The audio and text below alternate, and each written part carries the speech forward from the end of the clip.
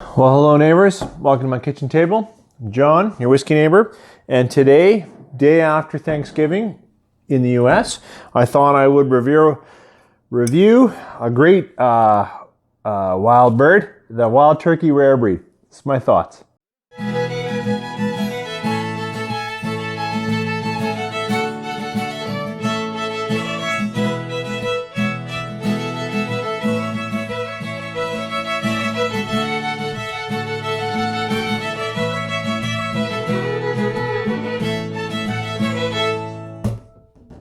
All right, well, thanks for joining me today.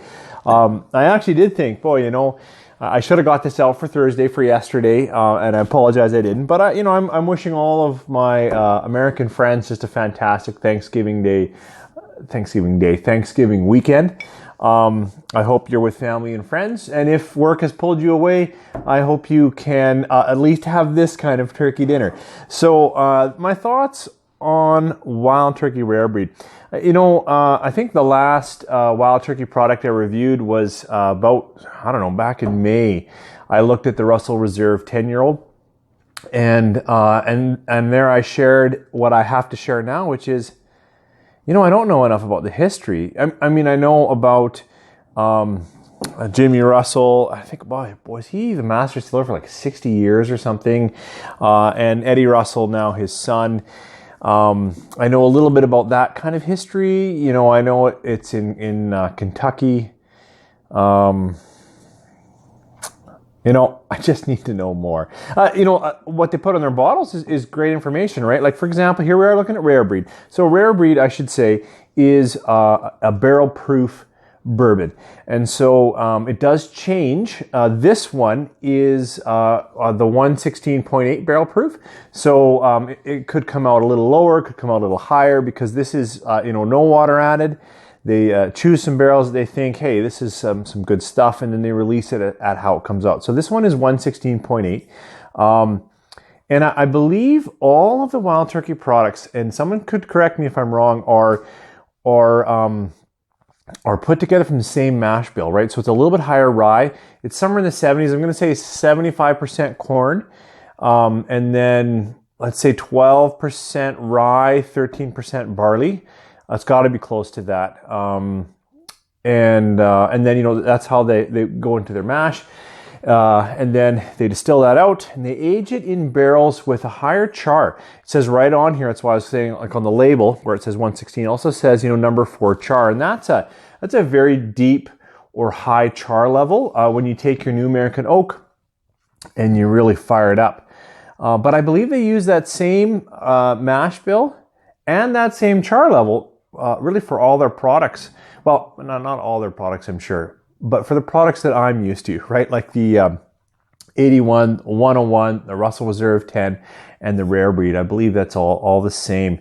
So the difference is the barrels they choose, the length in barrels, but they also talk a lot about, if you read on their websites, where the barrels are in the warehouse. They talk a lot about if it's high or if it's exposure to heat or whatnot. So a lot of conversation around the choice, the tasting of what's going on in the barrels, and then it's that choice that ends up in products. So anyways, rare breed. Rare breed is easy to find, and boy, it is priced right. As I said, this one's 116.8 barrel proof, 58.4% alcohol by volume, and I'd like to tell you a bit about it. So on the nose, it's a surprisingly inviting nose for such a high proof bourbon. It's you get the deep caramel comes up quick. For me, there's a little bit of fruit on the nose, but it's more like a cherry fruit.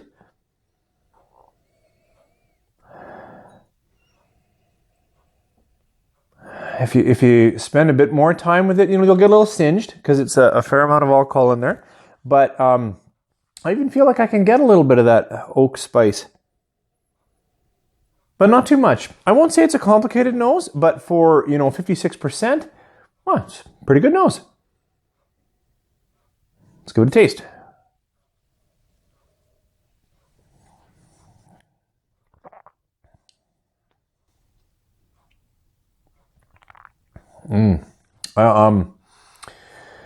Rich flavor. It's stronger in the palate than the nose.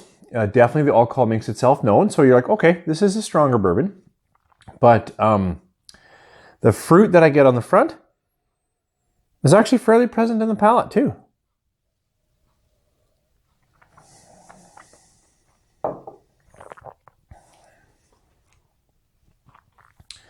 I also feel or taste the wood presence pretty quickly too.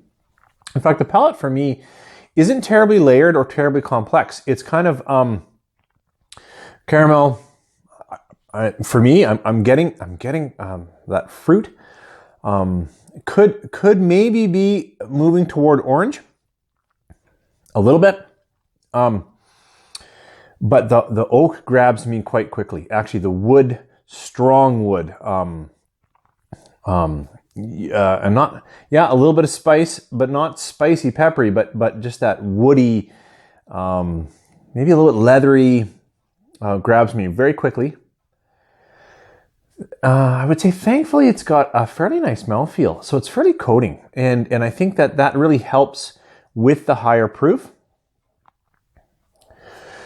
The finish, as I breathe it out, as I talk, it is a little bit astringent at first for me, a little bit almost bitter, and that the end of the drink, I shouldn't say finish, the end of the drink is a little bit bitter for me. But then as I just talk and I just let it be, that fades away, and I almost get at layers of flavor. Now I'm getting at some clove and some baking spice, and now I can get a little bit of more toffee and it becomes a little bit more interesting. So a little bit one-dimensional on the nose, but not bad for that high proof.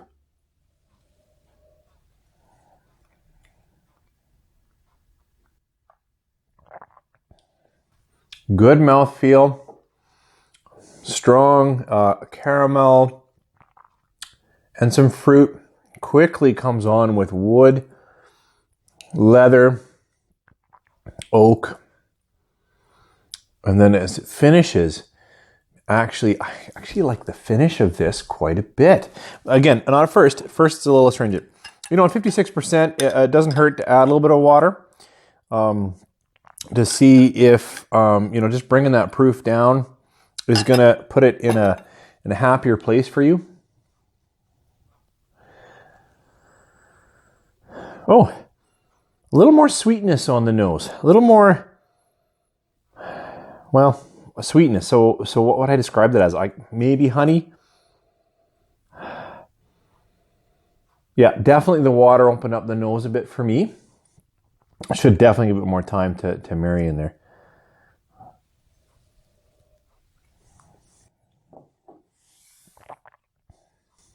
Lengthened the palate.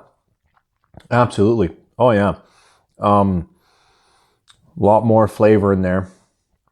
There's still an astringency. I'm trying to avoid using a word that I said a lot with Russell's 10, and I'll get back in a second. But a little bit bitter, a little bit sour, but full of flavor. So, thoughts on Rare Breed on itself before I actually take a sip of the 10. This is actually a great bourbon, and I am puzzled that they can release it at the price point that they do. In Canada, this sits on the shelf at $50. I got this on a blowout sale for $30. I should have bought a case.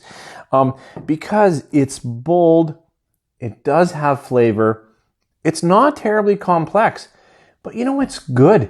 And I like a bourbon that holds up well at barrel proof, and then, you can, as I said, you can water it down, or what can happen with me is, and I have to say, if I'm just an easy night, I just looking for a drink, sometimes I will put a chunk of ice in there.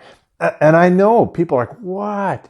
Hey, for me, I know that constrains the nose, it pulls in the flavor, but it lengthens the drink. And when you've got a barrel proof like this that has bold, strong flavor, it still holds up. I'm still getting that cherry and that tobacco and the flavors that I'm looking for. So Rare Breed for me, on its flavors, not complex. The longer edge of the finish is delightful. but it does taste good in the mouth. I would recommend this. Like if you're just saying, hey, should I try that? I've never had that. Absolutely. If you like wild turkey and you've only ever had like 101, you need to buy this. This is, in my opinion, significantly better than 101, although I really feel it's just really an amped up 101. But it tastes so much better. So I definitely recommend this. It's not terribly complex, so it's still going to sit at, for me, like, you know what? It's actually a 4-star bourbon. I actually like it. I was going to give it a 3.5, but really this is a lot of flavor. Like, I know I've said it's not complex, but for what it has, it's got a lot of punch and a lot of flavor, and I like it. And for the value, it's insane.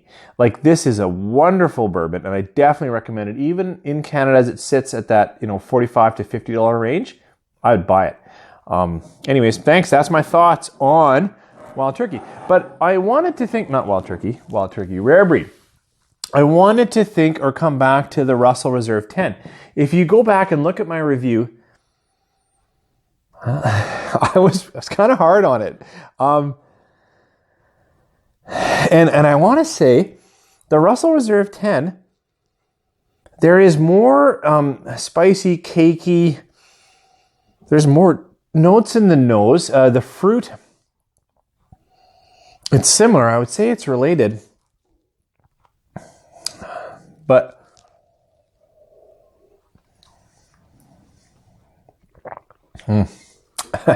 and actually, for me,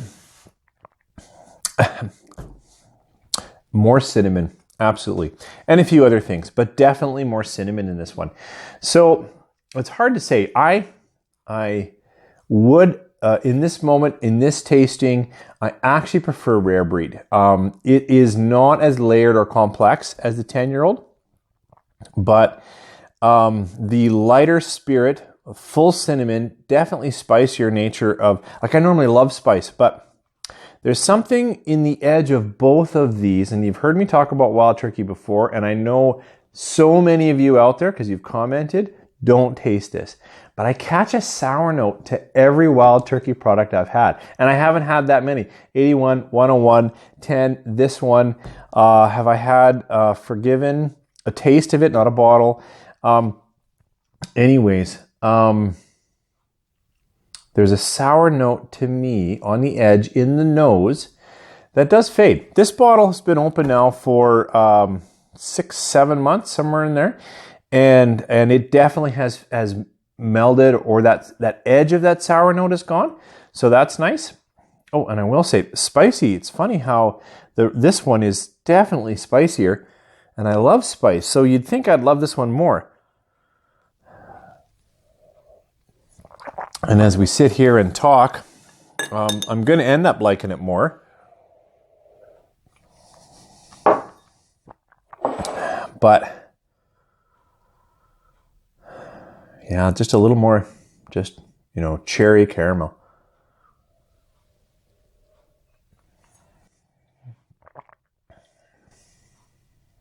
But big, bold, wrapped up in, yeah. Woo. So I guess it depends on my mood. This one, Russell Reserve, actually has a lot more cinnamon, a lot more peppery spice on the edge of your tongue. This one is just a little more, just down the center in terms of caramel, fruit, and then oak char. But today I'm still going with rare breed.